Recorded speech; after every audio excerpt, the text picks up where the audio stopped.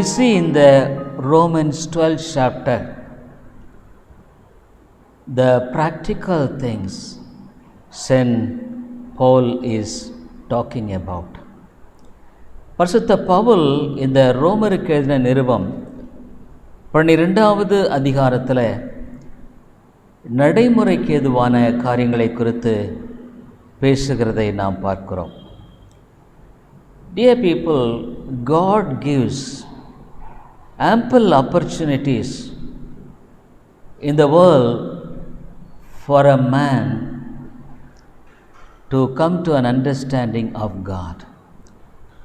தேவன் இந்த உலகத்தில் ஒரு மனிதனுக்கு போதுமான அவரை அறிந்து கொள்வதற்கு போதுமான கிருபைகளை கொடுத்திருக்கிறார் என்பதில் எந்தவிதமான சந்தேகம் என்பது இல்லை. ஆகவே ஒரு கிறிஸ்தவ வாழ்க்கையில் தேவனை அறிந்து கொள்ளுகிற காரியத்தில் ஒரு மனிதன் தோற்று போவானால், if a person fails in knowing God, his whole life is an utter waste. அவ்விதமான மனிதனுடைய வாழ்க்கையினுடைய முழு வாழ்க்கையுமே வீண். It is not mere a word to say vain. It is such a terrible thing. இது வீண் என்று சொல்லுவதை விட இது மிக பயங்கரமான ஒரு காரியம். All through his life he must be tormented in the hell fire. நரகத்தில் அவன் வாழ்க்கை முழுவதுமாக வேதனைப்பட்டு அழிந்து நித்தியமாய் வாழக்கூடிய ஒரு வாழ்க்கைக்குள் அவன் பிரவேசித்து விடுவான். We believe the Bible, the வேதத்தை நாம் நம்புகிறோம். We believe the Bible. So we accept the Bible. வேதத்தை நாம் ஏற்றுக்கொள்கிறோம். So what the Bible says, we come in terms with that and we commit ourselves to God. ஆகவே இந்த வேதம் என்ன சொல்லுகிறதோ அதை நாம் ஏற்றுக்கொண்டு வாழுகிற ஒரு வாழ்க்கை முறைக்குள்ளாக வருகிறோம். This is the Christian life. இதுதாங்க கிறிஸ்தவ வாழ்க்கை. Coming in terms with God in all his ways and lives, circumstances is godliness. வாழ்க்கையில் அவருடைய சித்தத்துக்கும் அவர் சொல்லியிருக்கிற காரியங்களுக்கும் முழுமையாக தன்னை ஒப்பு கொடுத்து வாழுவதே கிறிஸ்தவ வாழ்க்கை. இதற்கு புறம்பானது கிறிஸ்தவ வாழ்க்கை என்பது கிடையாது. Beyond this, there is no Christian life at all. So St. Paul talks very crucial things in Romans 12th chapter. ரோமர் 12வது அதிகாரத்தில் அதிமுக்கியமான காரியங்களை குறித்து பவுல் பேசுகிறார். So we can't take it lightly. ஆகவே இதை நாம் மலிவாக எண்ணிவிட முடியாது. Because these verses are life-giving verses. இவைகள் ஜீவனை கொடுக்கும்படியான வசனங்கள். Dear people, we live in a world where the three things are very much dominating. நாம் மூன்று காரியங்கள் அதிகமாய் பிரவாகித்து செயல்படுகிற ஒரு உலகத்தில் வாழ்ந்து கொண்டிருக்கிறோம். The world, உலகம், the flesh, மாமிசம், and all the works of the devil, பிசாசனுடைய கிரியைகள். So unless a person fights against these things, he can't live a life pleasing to God.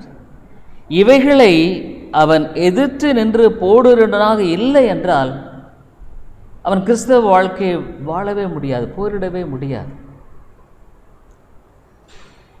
These three things are bombarding you at every circumstances.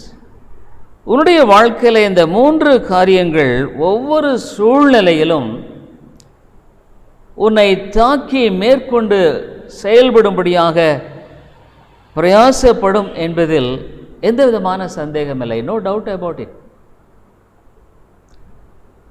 So for a Christian to guard against these 3 things, ஆகவே ஒரு கிறிஸ்தவன் தன்னுடைய வாழ்க்கையில் இவைகளுக்கு எதிராக தன்னை காத்து கொள்வதற்கு அவன் போராட வேண்டியவனாகவே இருக்கிறான்.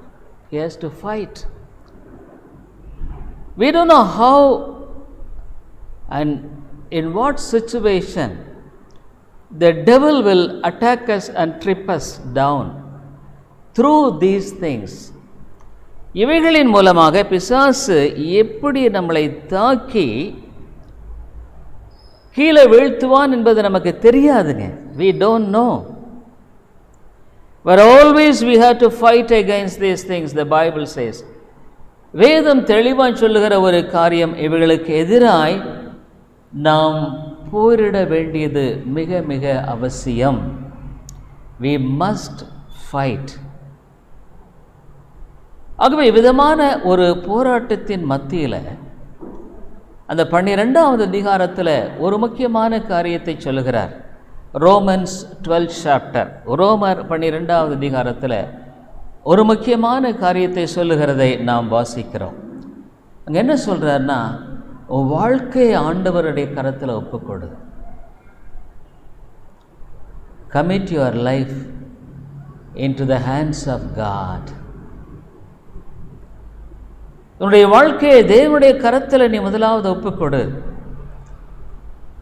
அம்மையார்களே, தன்னுடைய வாழ்க்கையில் தேவனுடைய கரத்தில் ஏன் நாம் ஒப்பு கொடுக்க வேண்டும்? Why should we commit our lives to God? நான் சொன்ன 3 காரியம் எப்பொழுதும் நம்மை பின்னிட்டு இழுக்க ஆயத்தமாக இருக்கிறது. 3 things are ever ready to pull us down. 1, world, உலகம். உலகம் போது 2 காரியம், the cares of the world, உலகத்தினுடைய கவலைகள். ஐயோ, நான் என்ன செய்யறது? What shall I do? How will I meet this problem? இந்த பிரச்சனை நான் எப்படி சந்திப்பது? What will happen to me? எனக்கு என்ன நடக்கும்? What will happen to my family? என்னுடைய குடும்பத்துக்கு என்ன நடக்கும்? What will be the future of mine? என்னுடைய எதிர்காலம் எப்படி இருக்கும்? So there are these things are trying to occupy your mind and time. இவைகள் உன்னுடைய மனதையும் உன்னுடைய சிந்தையையும் ஆட்கொள்ள எப்பொழுதும் போராடி கொண்டே இருக்கும். அல்லது உன்னுடைய வாழ்க்கையில் மற்றவர்களை பார்த்து கொண்டு, ஐயோ அவங்களுக்கு எப்படி இருக்கோ, those people are like this, these people are like this, but why should I be like this? நான் எப்படி ஏன் இருக்க வேண்டும்? So you have to fight these things almost continuously, because we live in a world where the world is more important for everybody. இந்த உலகத்தில் எல்லாத்துக்கும் இந்த உலகம் முக்கியமானதாக இருக்கிறதுனால, இந்த உலகத்தில் நம்ம வாழ்கிறதுனால இவைகளுக்கு எதிராக நாம் வாழ வேண்டியது அவசியமாக இருக்கிறது. உலகத்தின் கவலை, ஐஸ்வர்யத்தின் மயக்கம். அடுத்தது அவர் ஓன் ஃப்ளஷ், நம்முடைய மாம்ச வாழ்க்கை, மாம்சத்தில் வாழுகிற வாழ்க்கை முறை, the way of living in the flesh. And the third thing is the devil is like a roaring lion. He is not simply sitting. பிசாசன் அவன் கர்ஜிக்கிற சிங்கம் போல எவனை விழுங்கலாம் என்று வகை தேடி சுற்றி தீருகிறான். எந்த குடும்பத்தை விழுங்கலாம், எந்த ஆளை விளம்பலாம். What person should I engulf? Whom shall I engulf? The devil is ready. You don't know in what situation your way of life will be changed. உன்னுடைய வாழ்க்கையில் எந்த சூழ்நிலையில் உன்னுடைய வாழ்க்கை முறை மாறும் என்பது எனக்கு தெரியாது. So the best thing that you have to do is, இயேசுவுடைய செய்யக்கூடிய முதலாவது காரியம் ஆண்டவருடைய கரத்தில் உன்னை ஒப்புவிப்பது, committing your life. ஏன்னா He knows how to lead you. உன்னை எப்படி வழிநடத்துறதுங்கிறது அவருக்கு தெரியும். He knows how to protect you. உன்னை பாதுகாக்கிறது எப்படின்னு தெரியும். He knows how to protect your family. இந்த குடும்பத்தை எப்படி பாதுகாப்புங்கிறது அவருக்கு தெரியும். He knows how to guide you in the midst of tribulations. போராட்டத்தின் மத்தியில் உன்னை எப்படி வழிநடத்துங்கிறது தேவனுக்கு தெரியும், உனக்கு தெரியாது. You don't know. ஆகவே தான் பல ஆலோசனை சொல்லுகிறார். அடுத்து சொல்றாரு, இந்த உலகத்துக்கு ஒத்த வேஷத்தை தரிச்சிராதப்பா. உலகத்தோட என்னைக்கு ஒரு மனுஷன் ஒத்து போக விரும்புகிறான் அன்னைக்கு அவன் ஒளிஞ்சான். Anybody who wants to compromise with the world, finish. He will be all right and his family will completely be collapsed. அவனும் ஒளிஞ்சான், அவன் குடும்பமும் ஒளிஞ்சது. No dodging. இதில் வேற மாறு உத்தரம் என்பது கிடையாது. அவர் ரெண்டு முக்கியமான நீ ஆண்டவருக்கு உன்னை ஒப்பு கொடுத்தால் ஒழிய தேவன் உன்னை பாதுகாக்க மாட்டார். Unless you commit yourself to God, God will never protect you. தேவனோடு ஒப்புரவாகாமல் வாழ்க்கையில் தேவனை வழிநடத்துவார், பாதுகாப்பார் சொன்ன that's foolishness. நீ தேவனுக்கு உன்னை ஒப்பு கொடாமல், unless you commit yourself, your life to God, God will never take care of you, dear friend. ஆகவே என்ன நான் ஒப்பு கொடுக்க மாட்டேன், ஆனால் ஆண்டவர் என்னை மட்டும் பாதுகாக்கணும். I won't commit my life to God, but God only must take care of. Never. அடுத்து தான் சொல்கிறேன், இந்த உலகத்துக்கு ஒத்த, இந்த உலகத்தில் வாழ்கிற, you live in the world, இந்த உலகத்துக்கு ஒத்த வேஷம் தரிக்க பார்க்காத, ஒளிஞ்ச. Don't compromise with the world. You will completely be demolished. எத்தனையோ பேரை நீங்கள் நீங்கள் பாருங்க. You see in the world. Dear people, that is why God says you must surrender to me. இப்படி நம்ம பார்த்து வருகிற வேளையில் போன வாரத்தில் நம்ம பார்த்தோம் 12th verse. நம்பிக்கையிலே சந்தோஷமாக இருங்கள். Rejoice in the hope. என்னுடைய வாழ்க்கையில் இப்படி போகும் பொழுது நான் எப்படி நம்பிக்கையாக இருக்க முடியும் என்று கேட்குறீங்களா? நீ ஆண்டவருடைய பிள்ளையா இருந்தால் தான் நம்ப முடியும். Only if you are a child of God you will have hope. If you are not a child of God, hope has no part in your life. நம்பிக்கைங்கிறது உன்னுடைய வாழ்க்கையில் இருக்காது. நீ என்ன அப்போ தேடுவ? You will try to find out manipulations this way that way, இந்த வழி அந்த வழி இல்லை. அடுத்தது சொல்றாரு, உபத்திரவத்திலே பொறுமையாயிருங்கள். Patient in tribulation. Patient in tribulation. Dear people, we live in a very dangerous days. நம்ம இன்றைக்கு மிக ஆபத்தான ஒரு காலத்தில் வாழ்ந்து கொண்டிருக்கிறோம். கிறிஸ்தவர்களை சினிமாவிலேயே எல்லாம் தாக்க ஆரம்பிச்சிட்டாங்க, கிறிஸ்தவ போதகர்களை. All preachers are criticised even in cinema. அந்த அளவுக்கு இன்றைக்கு நம்ம கிறிஸ்தவ போதனைகளும் போதகர்களும் இருக்கிறார்கள். The preachers and the preaching is in such a way, even cinema people also are ridiculing. அந்த அளவுக்கு கிறிஸ்தவம் வேதனைக்குரிய ஒரு காரியமாய் காணப்படுகிறது. ஏன்? ஒரு பக்கம் உலகம், இன்னொரு பக்கம் கிறிஸ்தவ வேஷம். On the one side world, on the other side a form of godliness. Dear people, you will never succeed in that. அதில் நீங்கள் ஒரு காலம் வெற்றி பெறவே முடியாது. சொல்றாரு, நம்பிக்கையில் சந்தோஷமாக இருங்கள். எப்படிங்க நான் சந்தோஷமாக இருக்க முடியும்? என் வாழ்க்கையில் இவ்வளவு பிரச்சனை இருக்கும் பொழுது நான் எப்படி சந்தோஷமாக இருக்க முடியும்னு கேட்குறீங்களா? தேவனுடைய பிள்ளையா இருந்தால் தான் ஐயா நீ சந்தோஷமாக இருக்க முடியும். Only if you are a child of God, you will be happy. ஏன்னா உனக்கும் தேவனுக்கும் இடையில் உறவு இருக்கிறது. There is communion between you and God. You know God and God knows you. நீ தேவனை அறிந்திருக்கிறாய், தேவன் உன்னை அறிந்திருக்கிறார். There is a intimate relationship there.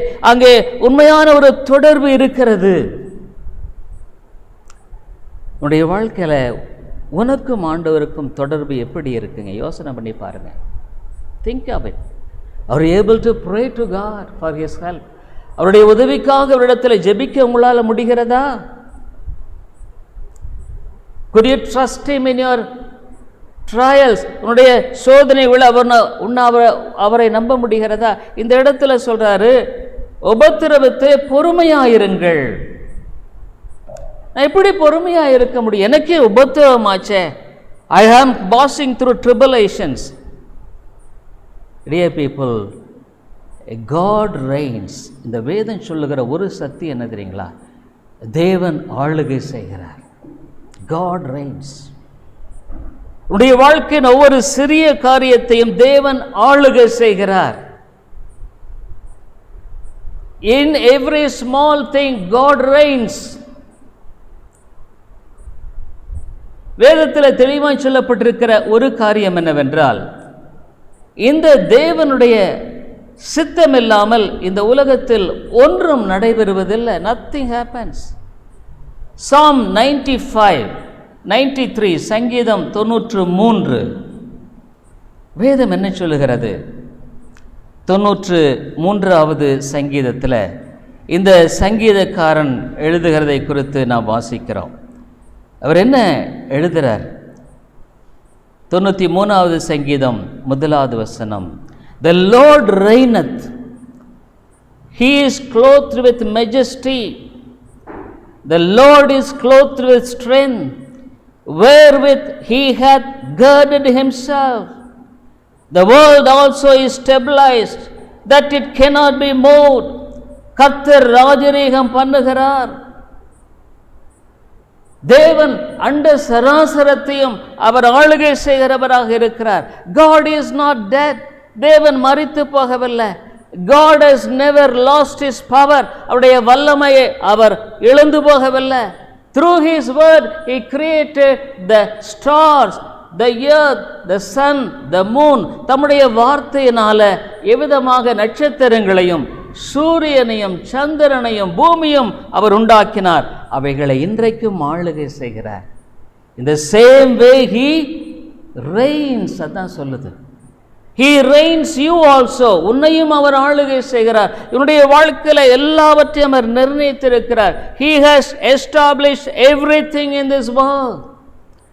ஒருவேளை உன்னுடைய வாழ்க்கையில நீ தேவனுடைய பிள்ளையாக இருப்பாயானால் அதை தேவன் நிர்ணயித்திருக்கிறார். ஒருவேளை உன்னுடைய வாழ்க்கையில் என்ன சத்தியத்தை கேட்டாலும் மனம் திரும்பாமல் நீ வாழுகிற வாழ்க்கையை கொண்டிருப்பாயானால் அதையும் தேவன் நிர்ணயித்திருக்கிறார். Suppose if you hear God's word and you are not obeying His commandment, that also God has established. So we have to live with fear and trembling. பயத்தோடு நாம் வாழ வேண்டியது அவசியம். அவை தேவன் ராஜரீகம் பண்ணுகிறார். அவர் மகத்துவத்தை அணிந்து கொண்டிருக்கிறார். பராக்கிரமத்தை அணிந்து அவர் அதை கச்சையாக கொண்டிருக்கிறார். ஆதலால் பூச்சக்கரம் அசையாதபடி நிலை பெற்றிருக்கிறது.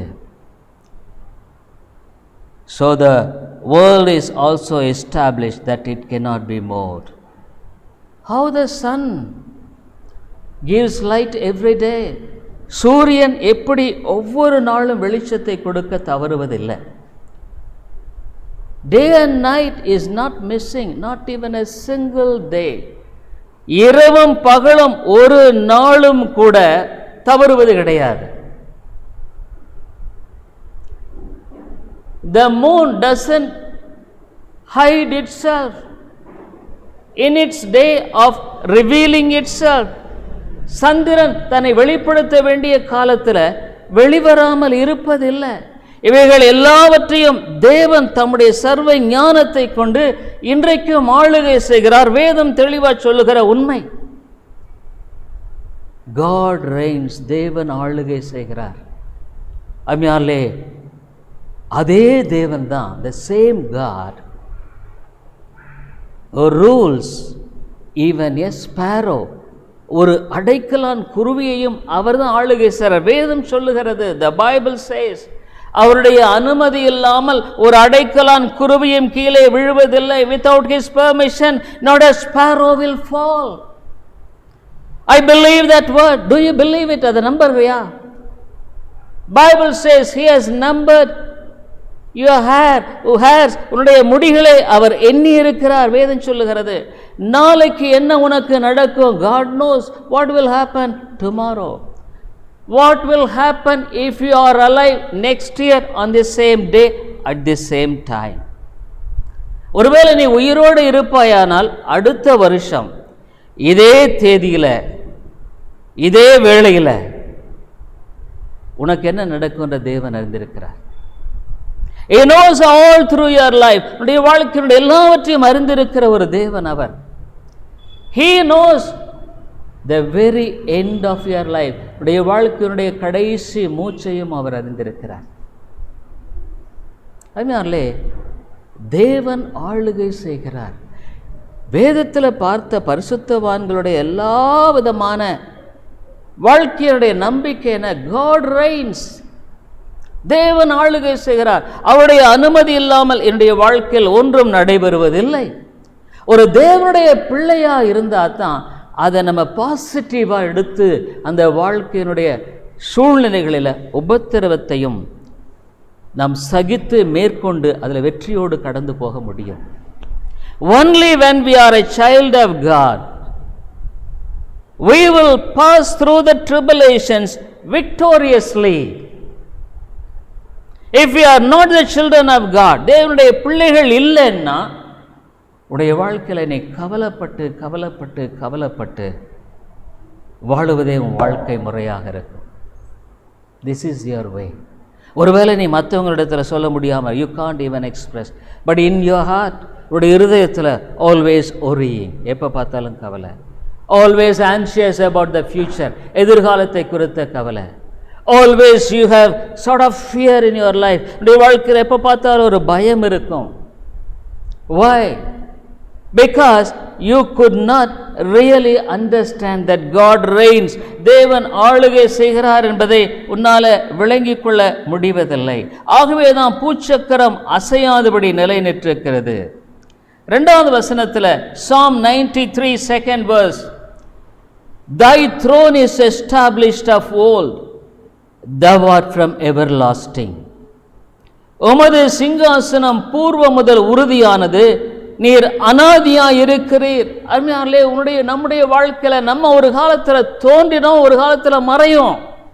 We were here in this world at a time and we will disappear at a time, but God is everlasting to everlasting. அவர் நித்திய நித்தியமாய் வாசம் பண்ணுகிற தேவனாக இருக்கிறவராக இருக்கிறார். ஆகவே உன்னுடைய வாழ்க்கையில ஆண்டவர் ஆளுகை செய்கிறார். He reigns. அவர் ஆளுகை செய்கிறார். I am his child. நான் அவருடைய பிள்ளை. He has washed my sins with his blood. அவருடைய இரத்தத்தினால் என் பாவங்களை கழுவி இருக்கிறார். He has washed me and owned me. அவர் தம்முடைய இரத்தத்தினால கழுவி என்னை சொந்தம் பாராட்டி இருக்கிறார். Last week we saw, அவரை நம்ம கடந்த வாரம் பார்த்தோம். I have engraved you on my palm. என்னுடைய உள்ளங்கைகளை உன்னை செதுக்கி இருக்கிறேன் சொல்றார். வரைந்திருக்கிறேன் சொல்ற, செதுக்கி இருக்கிறேன். ஒரு கல்வெட்டு செதுக்கப்பட்டு இருக்குமானால் அது உண்மையாலுமே மறைக்கப்பட முடியாது, அது மறைந்து போகாது. ஆண்டவர் சொல்றார், I have engraved you in your hands.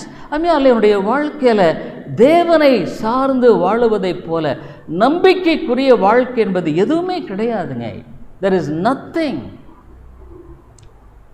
ஆகவேதான் அங்கு சொல்றதை குறித்து நாம் பார்க்கிறோம். 4வது வசனத்தில் அவர் சொல்றார். 4வது வசனத்தில் Psalm 93 4th verse, The Lord on high is mightier than the noise of many waters, yea, than the mighty waves of the sea.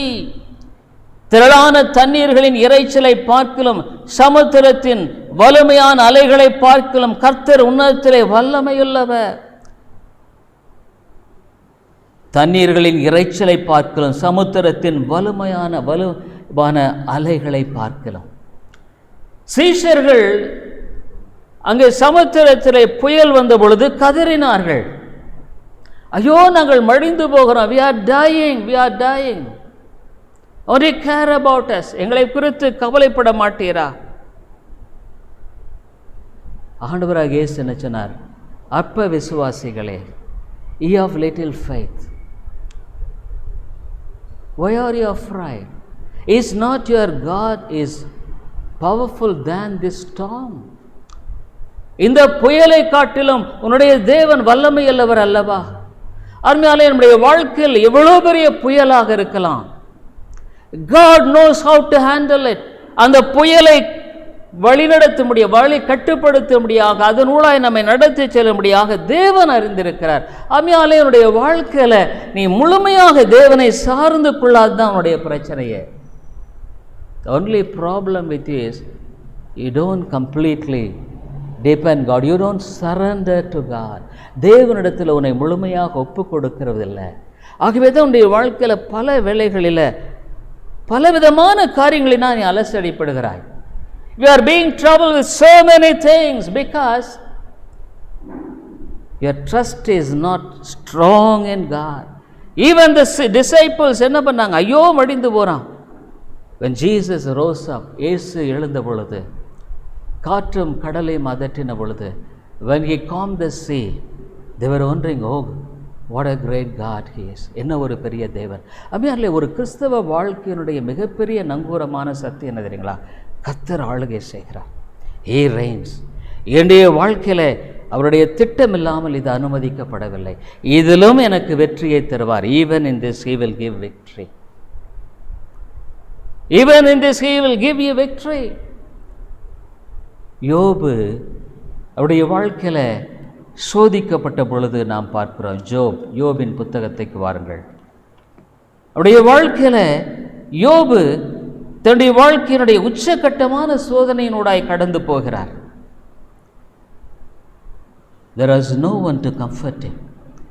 அவரை ஆறுதல் படுத்தும்படியாக ஒருவருமே கிடையாது. His own wife was not standing with him. அவருடைய சொந்த மனைவியும் கூட அவரோடு கூட நிற்க முடியவில்லை. நீ தூஷித்து ஜீவனை விடு என்று சொன்னார். curse God and die. நீ தூஷித்து ஜீவனை விடு, உனக்கு இவ்வளவு கஷ்டம். even she could not bear that suffering. அந்த பாடை அவளால் ஏற்றுக்கொள்ள முடியல. ஆனால் யோபு என்ன சொன்னதுங்களா? என் மீட்பர் உயிரோடு இருக்கிறார். My redeemer லிவத். என் மீட்பர் உயிரோடு இருக்கிறார். அருமையானவர்களே, உடைய வாழ்க்கையில் தேவனின் சர்வ ஏகாதிபத்தியத்தை இந்த வேதம் போதிக்கிறது. ஆகவே தான் நம்ம கடந்த ஞாயிற்றுக்கிழமை பார்த்தோம், தேவனிடத்தில் அன்பவர்களுக்கு சகலமும் நன்மைக்கு ஏதுவாக நடக்கிறது. all things work together for good. all things are working together for good. உன்னால் நம்ப முடியுதா? அம்மையால் என்னுடைய வாழ்க்கையில் நம்ப முடியலைன்னா உன்னுடைய விசுவாசத்தை நீ சோதித்து பார்க்கறது நல்லது. It's better to examine your faith. ஆகவே இதான் நம்ம பார்க்குறோம். இந்த இடத்துல பார்க்க முடியாத காரியம் என்னவென்றால், ஒருவேளை மிகுந்த அலைகளை காணா, ஆனாலும் கூட நாம் பயப்படுகிறதில்லை. அம்மையாலே ஒவ்வொரு விசுவாசியின் வாழ்க்கையிலும் தேவன் ஆளுகை செய்கிறார். பவுல் பார்க்குறாரு, வேற மாதிரி பார்க்குறார். என்ன பார்க்குறாருன்னா, 2 கொரிந்தியர்ல 1வது அதிகாரத்தில் உபத்திரம் வந்தப்போ வேற மாதிரி அவர் பார்க்குறார். பாருங்க, அவங்களுடைய மனதெல்லாம் பாருங்க. What is his mind? ஐயோ எனக்கு உபத்திரம் வந்துருச்சேன்னு அவர் அங்கலாய்க்கிறார? இல்லை, அவர் எப்படி எதை பார்க்குறாரு பாருங்க. அவர் சொல்றாரு, 2 Corinthians 1st chapter 3rd verse 3வது வசனம், Blessed be God, even the Father of our Lord Jesus Christ, the Father of mercies and the God of all comfort. நமது கர்த்தராகிய இயேசு கிறிஸ்துவின் பிதாவாகிய தேவனும் இரக்கங்களின் பிதாவும் சகல விதமான ஆறுதலின் தேவனுமாய் இருக்கிறவருக்கு ஸ்தோத்திரம். சகல விதமான ஆறுதலின் தேவனாய் இருக்கிறவருக்கு ஸ்தோத்திரம். அவர் எந்த சூழ்நிலையில் சொல்றார் தெரியுங்களா? எந்த சூழ்நிலை சொல்றான்? அடுத்த வசனத்தை நீங்க பாருங்க. 4வது வசனத்தில், "O comforted us in all our tribulation." சோதனை உபத்திரவத்தின் வேளையில பேசுறாரு, ஆறுதலின் தேவன். ஏன்னா தேவனால் எங்களுக்கு அருளப்படுகிற ஆறுதலினாலே எந்த உபத்திரவத்தில் ஆகிலும் அகப்படுவர்களுக்கு நாங்கள் ஆறுதல் செய்ய திராணி உள்ளவர்களாகும்படி எங்களுக்கு வரும் சகல உபத்திரவங்களிலேயும் அவரே எங்களுக்கு ஆறுதல் செய்கிறார். நம்ம ஒரு சின்ன கஷ்டம் வந்தால் கூட, ஐயோ எனக்கு இப்படி ஆகிப்போய், ஒரு சின்ன காரியத்துக்கு முடங்கி போயிடணும். அப்படியே நான் பவுல் சொல்றாரு, இந்த இடத்துல என்னுடைய வாழ்க்கையில, எங்களுடைய வாழ்க்கையில அருளப்படுகிற ஆறுதல் என்பது சகல எந்த உபத்திரவத்தில் ஆகப்படுவர்களுக்கு நாங்கள் ஆறுதல் செய்கிறோம். அதுக்கு தான் ஆண்டவர் எங்கள் வாழ்க்கையில் செய்கிறார். நான் சொல்கிறேன், ஒரு கஷ்டப்படுகிற உபத்திரத்தில் கடந்து போகிற சகோதர சோரியை பார்த்து, நானும் இப்படி போனேன், ஆனால் என் தேவனனை கைவிடவில்லை என்று இந்த உலகத்தில் சாட்சி பகரும்படியாகவே என்னுடைய வாழ்க்கையில் உபத்திரவத்தை அனுப்புகிறார். ஆகவே அதற்காக ஸ்தோத்திரம் என்று சொல்லுகிறதை பார்க்கிறோம். என்ன ஒரு ஆச்சரியமான காரியம்! உபத்திரவத்திலே பொறுமையாயிருங்கள். நீ உபத்திரவன் வந்தவுடனே அப்படியே அங்கலாய்க்கிற. As soon as you face troubles, you are troubled. Are you patient, Lord? நீ உண்மையான ஒரு தேவ பிள்ளையா இருந்தா, if you are a child of God, Pavul சொன்னாரு, நான் விசுவாசிக்கிறவர் இன்னார் என்று எனக்கு தெரியும். I know whom I believe. இந்த உலகத்தில் நான் கல்ல மண்ணை நம்பல. I don't believe a stone. I believe the living God. ஜீவனுள்ள தேவனை நான் விசுவாசிக்கிறேன். என்னுடைய வாழ்க்கையில் எது நேரிட்டாலும் அவர் அனுமதிக்காமல் நேரிடவில்லை. Without his permission, it is not being allowed in my life. 5வது வசனத்தில், for as the sufferings of Christ abound in us, so our consolation also aboundeth by Christ. எப்படி எனில் கிறிஸ்துவனுடைய பாடுகள் எங்களிடத்தில் பெருகுகிறது போல கிறிஸ்துவினாலே எங்களுக்கு ஆறுதலும் பெருகுகிறது. கிறிஸ்துவ வாழ்க்கை என்பது பவுல் எந்த இடத்துல சொல்றாரு? இந்த நம்ம யோசிச்சு பார்க்கணும். ஏன் இந்த மனுஷன் இப்படி சொல்றாரு?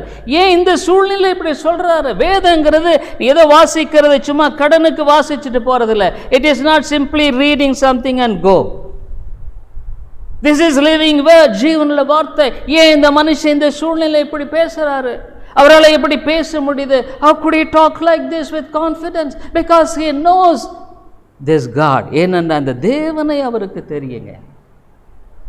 என் தேவன் அண்ட சராசரத்தையும் ஆளுகை செய்கிற அந்த தேவன் என்பதை அவர் விசுவாசித்தார். He believed it. So he glorified in tribulation.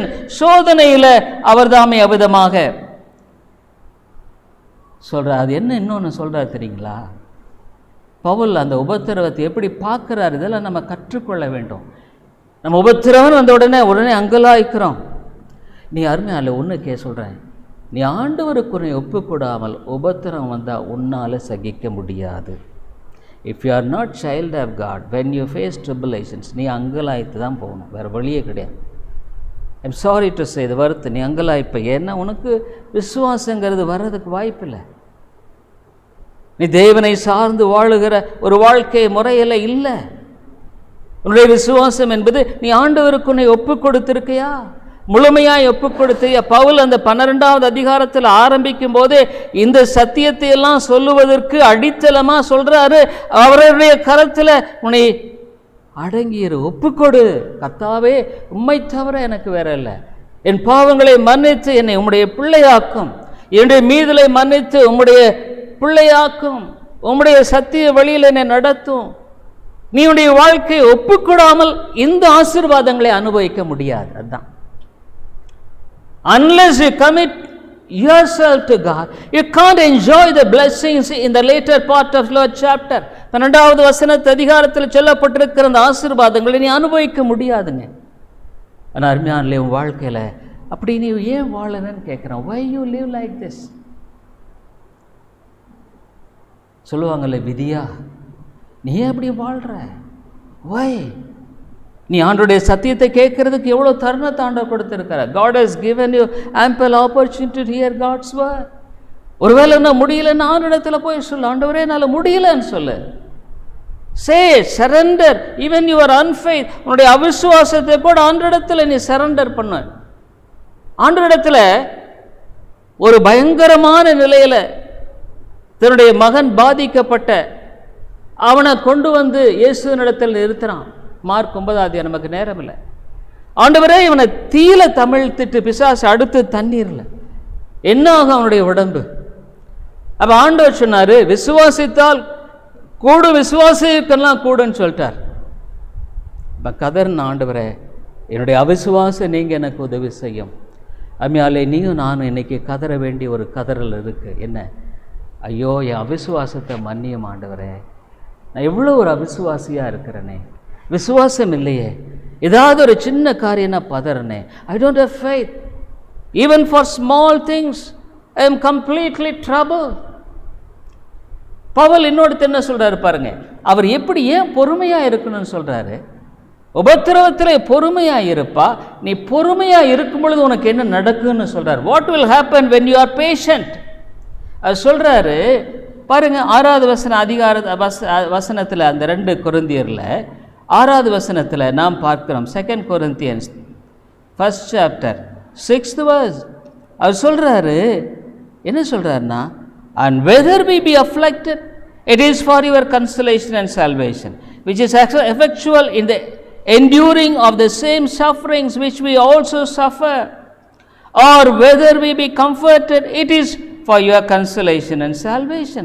ஆதலால் நாங்கள் உபத்திரவப்பட்டாலும் அது உங்கள் ஆறுதலுக்கும் ரட்சிப்புக்கும் ஏதுவாகும், நாங்கள் ஆறுதல் அடைந்தாலும் அதுவும் உங்கள் ஆறுதலுக்கும் ரட்சிப்புக்கு ஏதுவாகும். The victory end is victory. ரட்சிப்புக்கு ஏதுவாகும். ஆகவே நீ கவலைப்படாத. டோன்ட், உபத்திரவத்திலே பொறுமையாயிரு. Learn, be patient. பதஷ்டப்படாத. Don't be trouble.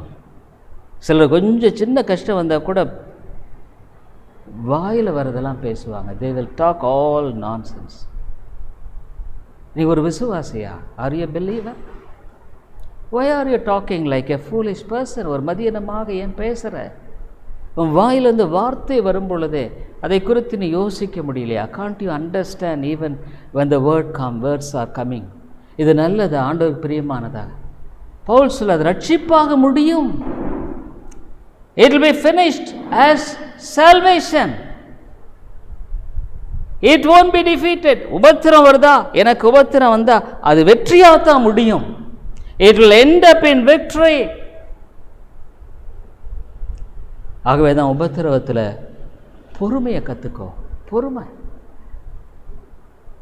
பொறுமை வேதம் சொல்லுது, பொறுமையினால் உன் ஆத்துமாவை நீ அமைதியாக காத்துக்க. in patience keep your soul. அம்மையாலே பொறுமை நமக்கு தேவை. விசுவாசத்தோடு பொறுமை, பொறுமையோடு விசுவாசம். அப்போ தான் அந்த 12வது அதிகாரத்தில் சொல்கிறாரு, நம்பிக்கையில் சந்தோஷமாக இருப்பா. உன் வாழ்க்கையில் நம்புகிறதுல விட்டுறாத. பல சோதனை வரலாம், பல நெருக்கம் வரலாம், பல விதங்களில் உன்னை சோதிக்கப்படலாம். you will be troubled, you will be bombarded with so many ways and so many means, but never give hope. நம்பிக்கை மட்டும் விட்டுறாத. உன்னுடைய வாழ்க்கையில் தேவனை சார்ந்து கொள்ளுகிறதுல உறுதியாக இரு. be firm. அம்மையாலே உன்னுடைய வாழ்க்கையில் உபத்திரம் வந்தால் நீ எப்படி இருக்கிற? how are you? வேதம் சொல்லுது, பொறுமையாயிருங்கள். ஆண்டவராகிய இயேசு கிறிஸ்து இந்த சிலுவையின் பாடுகளை நீடிய சாந்தமும் அவர் உள்ளவராக இருக்கிறார் என்பதை குறித்து நாம் பார்க்கிறோம். சாந்தமும் மனத்தாழ்மையுமாக இருக்கிறேன். கிறிஸ்தவ வாழ்க்கையில் ஆவியானுடைய கண்ணி ஒன்று பொறுமை. பரிசுத்த ஆவியானவர் எனக்குள்ளே இருப்பாரானா அன்பு, சந்தோஷம், சமாதானம், நீடிய பொறுமை, சாந்தம், நிச்சயம், இதெல்லாம் ஒரு பரிசுத்த ஆவியானவர் எனக்குள்ளே இருக்கும் பொழுது இந்த கனிகளை நான் கொடுப்பதன் மூலமாக என்னுடைய வாழ்க்கையில் தேவனை நான் மகிமைப்படுத்துகிறேன். தேவனை நான் எப்படி மகிமைப்படுத்துவது? என்னுடைய வாழ்க்கையின் மூலமாக, என்னுடைய சாட்சியின் மூலமாக. அதனால இந்த உலகத்தில் இவைகள் எல்லாவற்றுக்கும் அடித்தளமானது என்ன? தேவன் ஆளுகை செய்கிறார். தேவன் ஆளுகை செய்கிறார். இந்த ஒரு சத்தியத்தில் உறுதியாக இருக்கிறவர்கள் மாத்திரம்தான் உபத்திரவத்தில் பொறுமையாக இருக்க முடியும். இல்லைன்னா ஐயோ நான் இப்படி செஞ்சுருந்தா பரவாயில்ல, அப்படி செஞ்சுருந்தா பரவாயில்ல, நான் இப்படி செஞ்சுருந்தா இந்த பிரச்சனை வந்திருக்காது. If I have done like this problem won't come. If I have done like the problem won't come. இன்றைக்கி உலகத்தில் அருமையானே பாருங்கள், எல்லா மனுஷனுமே ஒரு பதஷ்டத்தில் தான் வாழ்ந்து. Everybody is in trouble. People who have crores and crores of rupees, no peace. கோடிக்கணக்கான பணம் உள்ளவங்களுக்கு சமாதானம் இல்லை. இந்த உலகத்தில் இயேசு ஒருவர் தான் நம்முடைய வாழ்க்கையில் தேவனுக்காக காத்திருக்கக்கூடிய பொறுமையை நமக்கு கொடுக்க முடியும். வாழ்க்கையில் உபத்திரம் வருதா, கலங்காத. நான் விசுவாசிக்கிறவர் இன்னார் அறிவர். நிருபத்தில் எழுதப்பா, யோபு என் பொறுமையை நீங்கள் அறிந்திருக்கிறீர்களே. யோபின் வாழ்க்கையில் பொறுமையாக இருந்தது வீணா போச்சா? அவனுடைய நண்பர்கள் அவனை பார்த்து குற்றம் சாட்டுறாங்க. நண்பர்கள்லாம் உட்காந்துட்டு நீ சரியில்லை, அதனால தான் உன் ஆண்டவர் தண்டிச்சிருக்காரு, எல்லாம் குற்றம் சாட்டுகிறார்கள். ஆனால் யோபு தன்னுடைய வாழ்க்கையில் என் மீட்பர் உயிரோடு இருக்கிறார். உட்காந்து ஓடு எடுத்து சுரண்டிகிட்டு இருக்கிறான். அம்மையாரில் இந்த உலகத்தில் அவனை எவ்வளவாக ஆசீர்வதித்தார் என்பதை குறித்து பார்க்கிறோம். இந்த உலகத்துக்கு யோபின் சரித்திரம் என்பது உபத்திரவப்படுகிற அநேகருக்கு ஆறுதல் பெறுவதற்கான ஒரு அருமையான புத்தகமாக இந்த வேதத்தில் வச்சிருக்கார் ஆண்டவர். ஏன் வச்சிருக்காரு? உபத்திரவம் இல்லாத மனுஷன் இருக்கா? Is there any person without tribulation? No. When we read the life of Job, யோபுடைய வாழ்க்கையை பார்க்கும் பொழுது he lost everything, எல்லாத்தையும் இழந்துட்டான்.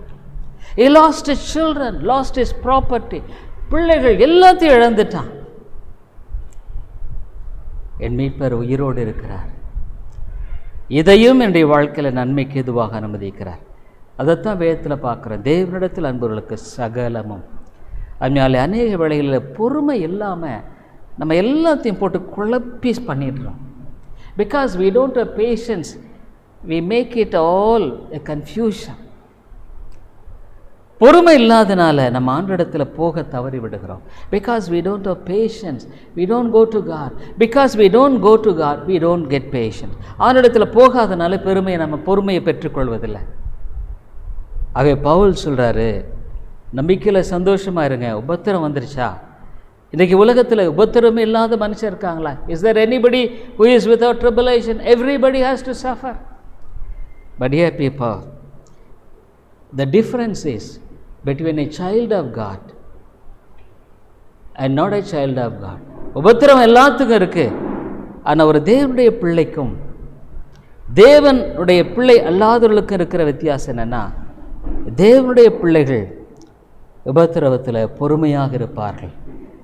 They will be patient with God. ஆண்டவரே, ஒருவேளை உபத்திரவத்தின் மத்தியில் அதை தாங்கிக் கொள்ள எனக்கு பலன் தாரும். Lord, give me strength. இன்னும் கொஞ்ச காலம் இந்த உலகத்தில் நான் உமக்காக வாழணும். I must live for thee. ஆனால் மற்றவர்கள் என்ன பண்ணுவாங்க? உபத்திரவத்தில் எல்லாவற்றையும் குழப்பி they will make it all confused. And the end of it will be very much sad. முடிவு ரொம்ப துக்ககரமாக இருக்கும். இந்த மாலையில் ஆண்டவர் ஆளுகை செய்கிறார். இதை உன்னால் ஏற்றுக்கொள்ள முடிகிறதா? தேவன் அறியாமல் என்னுடைய வாழ்க்கை ஆண்டு சொல்ல உட்காரதையும் எழுதலையும் நான் அறிந்திருக்கிறேன். தலையில் முடியலை என்ன போய் I know your down sitting and a price, your hairs are numbered. Yosepu வாழ்க்கையை யோசித்து பாருங்கள். யோசேப்பு வாழ்க்கையை நீங்கள் யோசித்து பாருங்கள். அவன் தன்னுடைய சொந்த சகோதரர்களுக்காக உதவி செய்யும்படியாக போனவன். அவனை கொண்டு போய் பால் கிணற்றில் அந்த சவரெல்லாம் சேர்த்து தள்ளி விட்டாங்க. அவனை யோசித்து பாருங்கள், எப்படியெல்லாம் அங்கலாய்த்திருப்பான். ஒரு சின்ன பையன், வாலிபன். உதவி செய்ய வந்தவங்க இப்படி பண்ணிட்டாங்க. அந்த நேரத்தில் வியாபாரிகள், எகிப்துக்கு போகிற வியாபாரிகள் வர்றாங்க. சரி, இந்த பையனை வித்துடலாம், அதுலேயும் உங்களுக்கு காசு கிடைக்கும். அந்த வியாபாரிகளை யார் வர வச்சது? ஆண்டவர் தாங்க. அது அவனை கொண்டு போய் போத்திபார்ன்றவருடைய மனுஷனுடைய வீட்டில் அந்த மனுஷன் விலை கொடுத்து வாங்குறான். அதுவும் அவனுடைய சித்தம்தான். தன்னுடைய சொந்த தகப்பன் தாயெல்லாம் விட்டுட்டு அங்கே போனால் அவனுக்கு அநீதி. இந்த போத்திபாருடைய மனைவி பேரில் குற்றம் சாட்டுறா. Potiphar's wife is finding fault, is blaming. அவன் ஒன்றும் தப்பே செய்யலை, ஆனால் பழி சுமத்தி கொண்டு போய் சிறையில் போட்டான். Was in prison. பைபிள் சொல்லுது, வசனத்தினால் ஆண்டவர் அவனை புடமிட்டார். த்ரூ வேர்ட் அவனை ஆண்டவே புடமிடுறார். அம்மையாலே, இதெல்லாம் நடக்கும்போது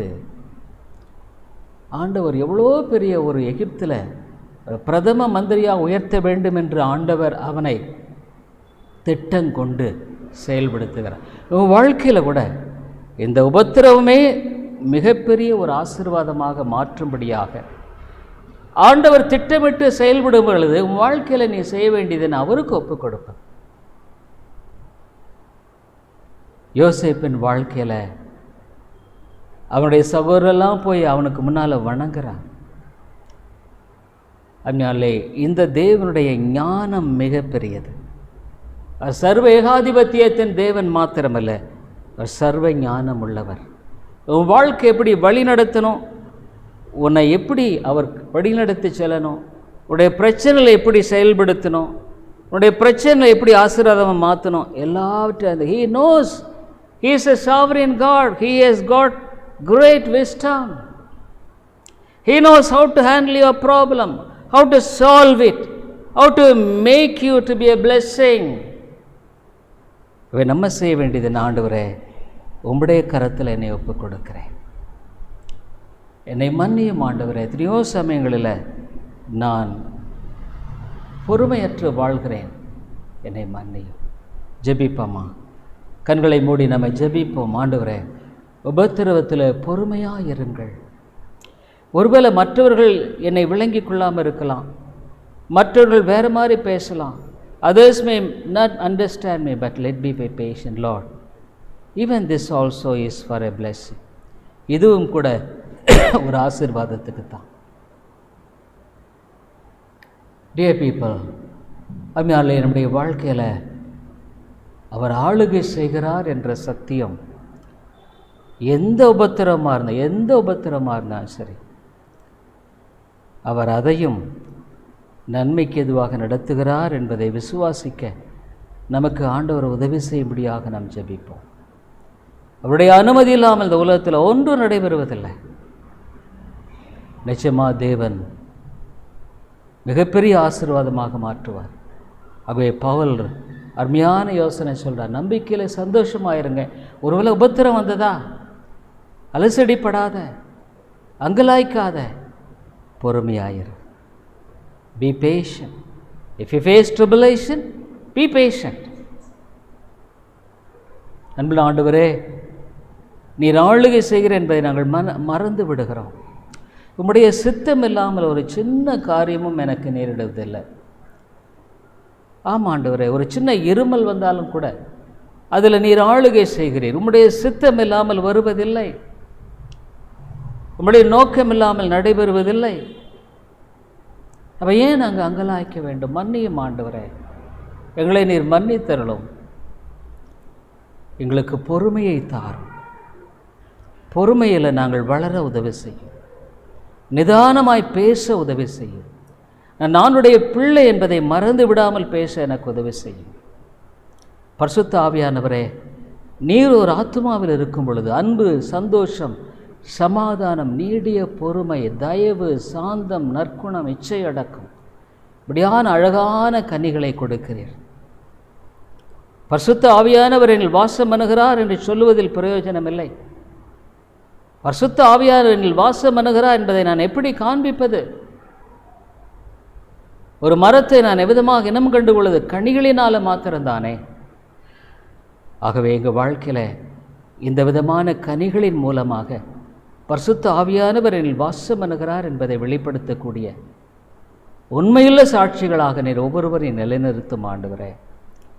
கர்த்தாவே, இந்த நாளில் இந்த சத்தியத்தை கேட்டிருக்கிற எந்த ஒரு சகோதரனும் சகோதரியும் தன்னுடைய வாழ்க்கையில் கர்த்தர் ஆளுகை செய்கிறார் என்பதை அறியாமல் வாழுகிற வாழ்க்கையில் என்று விடுதலையாக்கும். இந்த உலகம் ஒரு குறுகிய கால வாழ்க்கை. எங்கு பார்த்தாலும் உலகம் உலகம், மாமிசம், பிசாசினுடைய காரியங்கள். இதன் மத்தியில் நாங்கள் சுடரொளிகளைப் போல மக்காய் பிரகாசிக்க ஆவியானவர் எங்களுக்கு உதவி செய்யும். துன்பங்கள் பாடுகள் வரும் பொழுதே நாங்கள் இன்னும் விசுவாசத்தில் வளரும்படியாக நீர் எங்களுக்கு அவைகளை அனுமதிக்கிறீர்கள். அதை ஏற்றுக்கொள்கிற சிந்தையை தாரும், உதவி செய்யும். இயேசுவின் நாமத்தில் ஜெபிக்கிறோம் எங்கள் நல்ல பிதாவே, ஆமேன். நம்முடைய கர்த்தராகிய இயேசு கிறிஸ்துவின் கிருபையும் பிதாவாகிய தேவனுடைய அன்பும் பரிசுத்த ஆவியினுடைய ஐக்கியமும் வல்லமையும் விடுதலையும் சமாதானமும் இப்பொழுதும் எப்பொழுதும் நாம் ஓரோடு கூட இருப்பதாக. ஆமேன். I hope the Lord is blessing you through this preaching of God's word, and we are glad to inform you that you could contact me over my mobile phone and WhatsApp number 9842767184 and my email ID davidilongo100@gmail.com davidilongo100@gmail.com. Thank you very much. கிறிஸ்துவுக்குள் அன்பானவர்களே, நீங்கள் தொடர்ந்து இந்த தேவ செய்திகள் மூலமாக ஆசீர்வதிக்கப்பட்டு வருகிறீர்கள் என்று நாங்கள் நம்புகிறோம். எங்களுடைய ஞாயிறு ஆராதனை காலை 10:30 மணிக்கு இந்திய நேரப்படி, மாலை 6:30, ஒவ்வொரு புதன்கிழமை மாலை 6:30 மணிக்கு வேத ஆராய்ச்சி கூட்டம் உண்டு. இந்த கூட்டங்களில் நீங்கள் ஆன்லைனில் கலந்து கொள்ள உங்களை அன்போடு கூட அழைக்கிறோம். மேலும் உங்களுடைய ஆவிக்குரிய பாரங்களை நீங்கள் தயவுசெய்து எங்களோடு கூட பகிர்ந்து கொள்ளலாம். இன்னுமாக உங்களுக்கு ஆவிக்குரிய ஆலோசனை அல்லது இந்த சத்தியத்தை குறித்த தெளிவோ அல்லது விளக்கமோ தேவையானாலும் கூட என்னோடு கூட நீங்கள் தொடர்பு கொள்ளலாம். என்னுடைய வாட்ஸ்அப் எண், இன்னுமாக மொபைல் எண் 9842767184 9842767184. இன்னுமாக நீங்கள் இமெயிலில் தொடர்பு கொள்ள வேண்டுமானால் என்னுடைய இமெயில் ஐடி davidilongo100@gmail.com davidELANGO100@gmail.com. நன்றி.